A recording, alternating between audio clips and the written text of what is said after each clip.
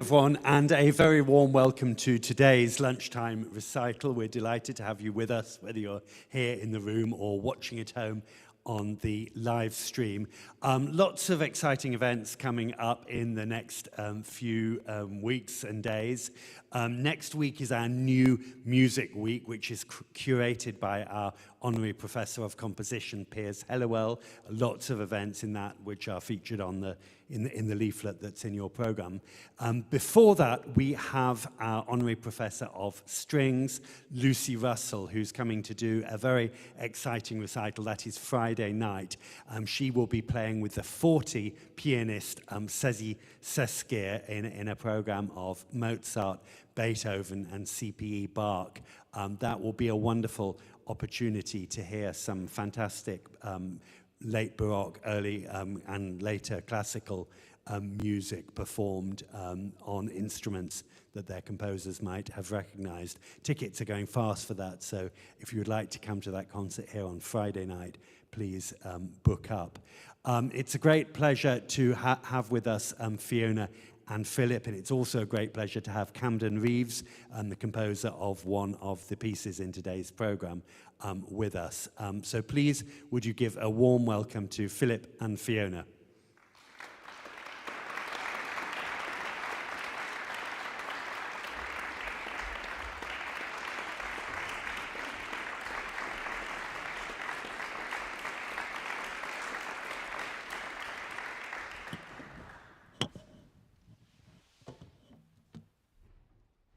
Good afternoon. It's an absolute pleasure to be back here in St Andrews. It's the first time we've performed. We performed in the old building, and it's the first time we're in this amazing new building. So, very excited.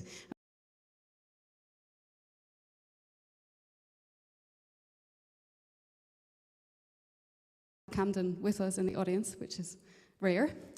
So we're going to start with the Stravinsky Duo Concertant, which is a really amazing work and not very often performed, so that's very special that we get to do it. I just want to say a few words about this piece. It's Stravinsky was reading a lot of classical literature when he was writing it, and I don't think he really imagined writing a piece of this scale for violin and piano. I think he had a very big orchestra in mind, and you'll hear that when we start playing. It's just such a full piece, and it's amazing to hear how different the violin and the piano parts are. He worked with the violinist Samuel Dushkin on this piece, and they really just created a masterpiece together. So we're going to start with the first movement is a Cantilene, which is a lament of sorts, and then follows a Eglogue, which is a pastoral scene, and then another Eglogue, yes, I'm saying it correctly, so two pastoral scenes, a Gigue, which you will feel the dance to, and the final movement is Dithyramb.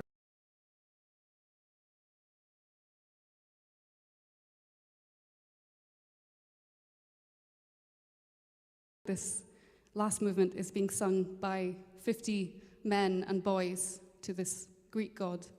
I think you'll get an idea of what Stravinsky was aiming for. So, enjoy.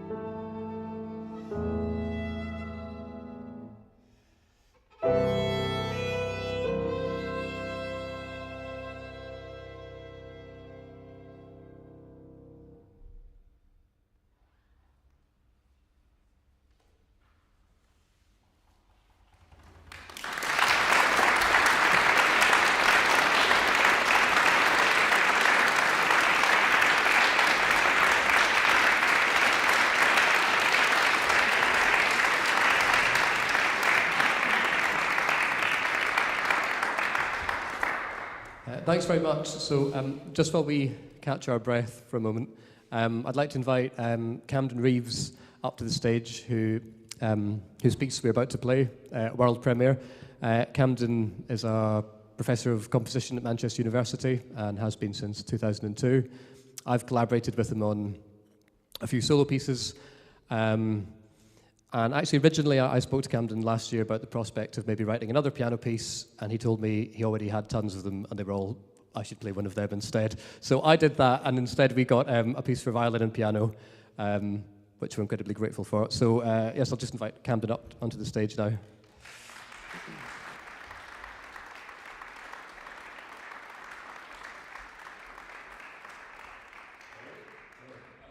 Great to be here.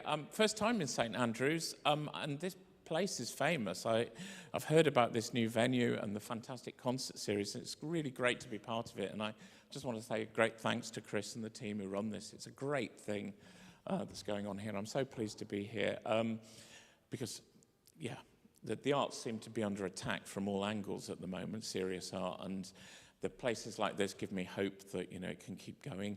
We're not all going to be swallowed up by, you know, 2-minute pop culture sound bites, and it's nice to see so many of you here as well. So it's great to be here for that reason. It's also great because, yeah, this is a world premiere, and these two are fantastic. As Phil said, I've known Phil for about 13 years, and we've worked together, and I also taught him at one point, which he was trying to forget maybe. But Fiona, it's the first time working with Fiona, and you know, I'm at that stage now as a composer where I think I can afford to be a bit fussy about who I work with, because I get, believe it or not, you know, people ask me for new things, and as Phil said, I sort of say, no, I've got loads of piano pieces, there's no need for me to write you a new one, play that. And also, for me, it's about whether there's a chemistry, whether we are going to work together well as musicians. So Fiona and Phil came to me in Manchester, and they played some things to me, and they played Stravinsky, not this one, but something else, and they played the Ravel Sonata, and immediately by their choice of repertoire, I thought, okay, they've got taste. And then they played, and Phil's playing I knew, but Fiona knocked me out straight away because fantastic bowing control, which is something I'm really fastidious about. I like to see that, and great rhythmic vitality in the playing, which even though I've written a very slow piece, it's actually very rhythmic. I'll tell you a little bit about that in a second. And brilliant intonation. It just had everything I was looking for. But more than that, it was just a kind of, we had fun. And we thought, yeah, we can work together. So I said, yeah, let's do this. It's going to be great. This thing, we're going to record it in April, and hopefully it'll be on a record.